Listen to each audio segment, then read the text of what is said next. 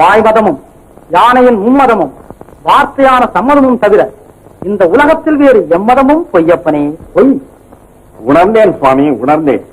அப்போது தங்கள் விருப்பம் அறிவு திருப்தியாய் இருக்குமோ? ஆம், அது கருதியே நாம் இங்குற்றிருக்கிறோம். மன்னா, நாட்டிற்கு தேவை அறிவுதான். அறிவு தோன்றினால் அஞ்ஞானம் அகலும். அஞ்ஞானம் அகன்றால் மெஞ்ஞானம் மின்னி விஞ்ஞானம் தோன்றும். விஞ்ஞானம் வளர்ந்தால் மனது கும்பலை விட்டு விலகும். எவை?